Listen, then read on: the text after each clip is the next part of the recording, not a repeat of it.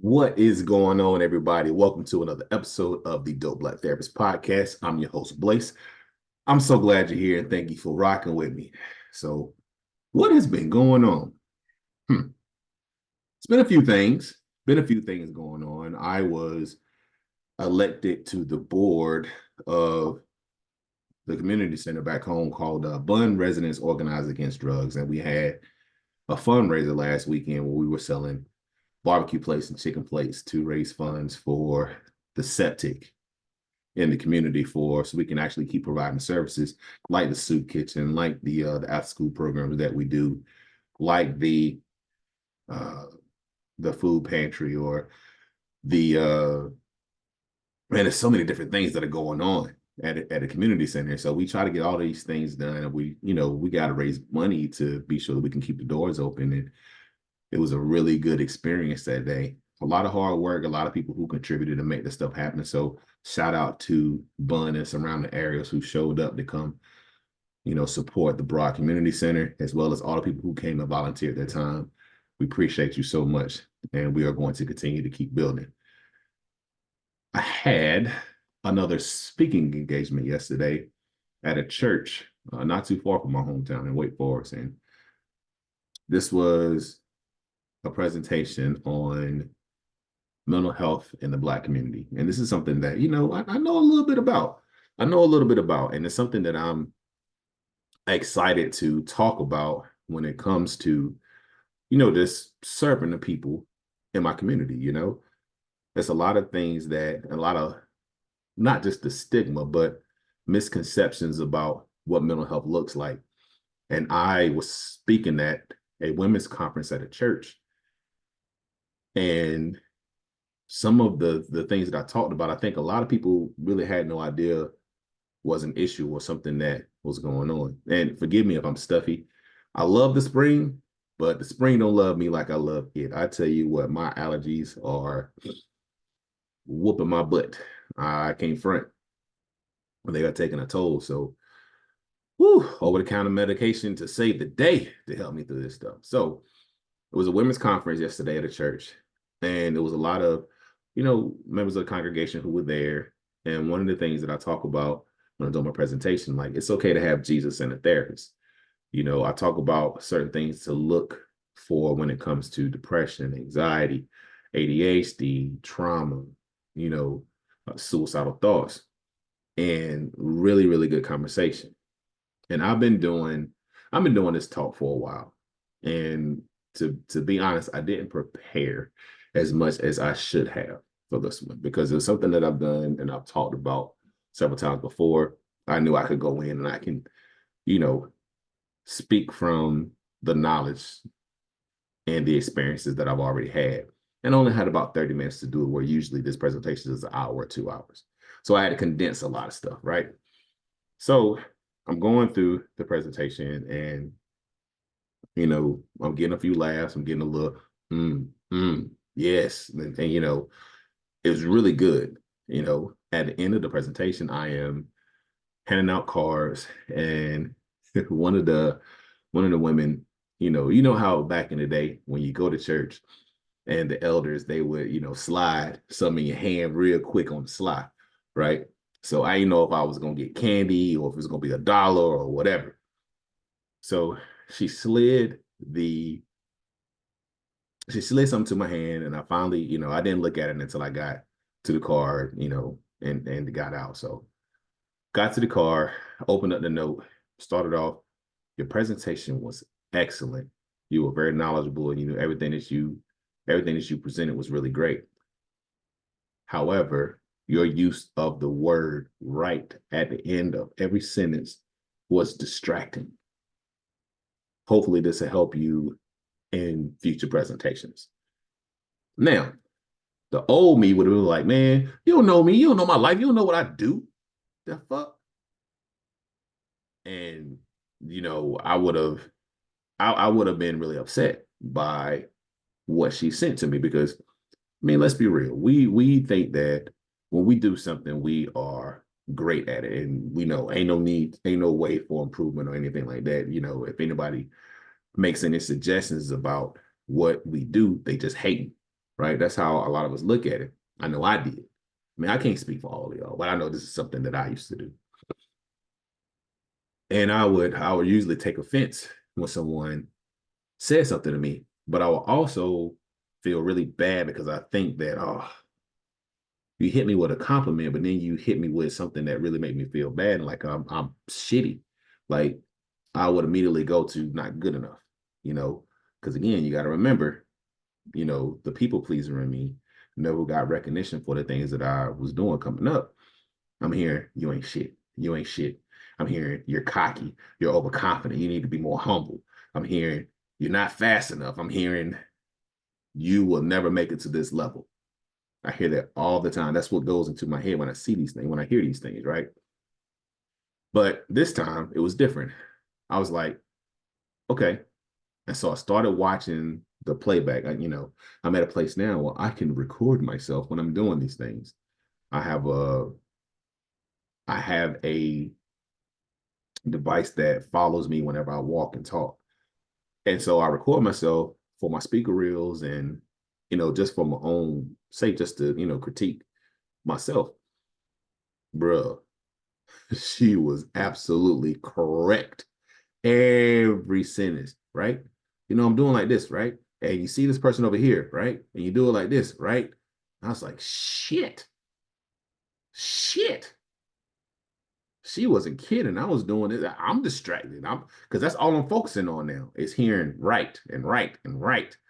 It's almost like me saying and ah when I'm speaking. So I learned two things. I learned one, slow down, take my time, and focus on getting the message out, you know? And then two, practice more often. I need to get to a point where even if I know this material inside and out, I still need to do a couple of run throughs to be sure I'm smooth with my transitions, with my knowledge, with my words, and that I'm not repeating right so many times. I'm really struggling and doing my best not to say that when I'm doing a podcast. I think it's different when I'm in front of people. I think it's one of those things where I feel like here is just me and I can pick up on it really quickly. And I listen to all the playbacks before I actually post. But when I'm in the moment and when I'm with people, it's like I need them to agree with me. And so I use that filler of right for validation. And I shouldn't be doing that.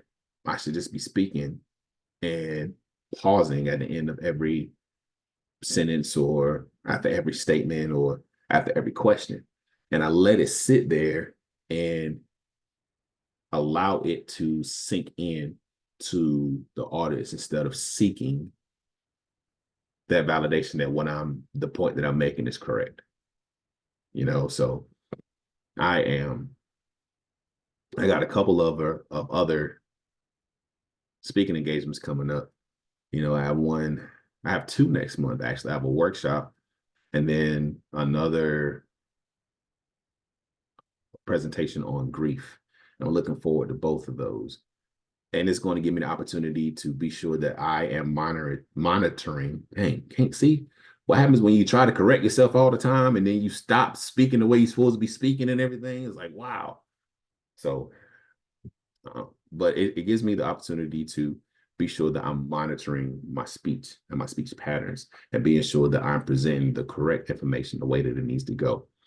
So just a few tips for people who are in the public speaking field or who want to pursue the public speaking field is be sure that you are practicing before you make the presentation. And regardless of how great you are, there's always room for improvement, and be willing to take that constructive criticism when it does come. I know a lot of us are used to just criticism and people just come in and try to do things just to knock you down just because, and then there's other people who really and truly want you to be awesome and successful. And I believe that's what this young lady was trying to do for me, and I appreciate I appreciate what she did and what she said to me to help me to be better. So for those who are actually watching on the YouTube page, you might see that I have this new microphone now. My mom got this for me a few Christmases ago, and this is my first time using it. So if the volume is off or whomever, I apologize. I'm going to be adjusting to this and being sure that I get it right. And we're going to be looking like this for a little while. Also, we got some big news coming up. My partner Lamar and I, we got some in the works. So stay tuned by the next podcast. Hopefully we'll be ready to announce everything that's popping up. So little mystery, a little razzle dazzle for you. So we have something big coming in the future, say around August. So be on the lookout for a big announcement, flyers, and everything that's coming in. So hopefully I'll be ready to announce that by the next podcast in a couple of weeks. Becoming the Dope Black Therapist is still available on Amazon.com, but if you want an autographed copy, you could hit me up. I will have the link in the show notes so you can buy your autographed copy. As soon as you purchase it, I will sign it and I will put it in the mail and get it to you ASAP. If you are looking for someone to be a speaker or to provide a workshop for you, feel free to hit me up. You can go to www.thedopeblackTherapist under services. www.thedopeblackTherapist.com under services. Damn. Okay. Tongue tied. One more time. Go to www.thedopeblackTherapist.com, click on services, and then you can find the speaker request form. See, I gotta practice what I preach. Slow down, Blaze. The information is going to get out there. So, and for all of you who continue to check in every 2 weeks, I sure do appreciate y'all. Y'all are just awesome. Thank you for listening. Thank you for just being here. And thank you for giving me the motivation to keep doing this. You know, I am always so honored to get messages, and even with the reviews that people say, you know, thank you for what you do. You know, this is going to be something that I'm going to continue to do. I'm going to continue to reach out and help other people. Oh, for folks in the Bunn and surrounding areas, we are going to be doing the men's support group this Thursday. What's the 24th? Is that it? Let me look. I can't get my mind right.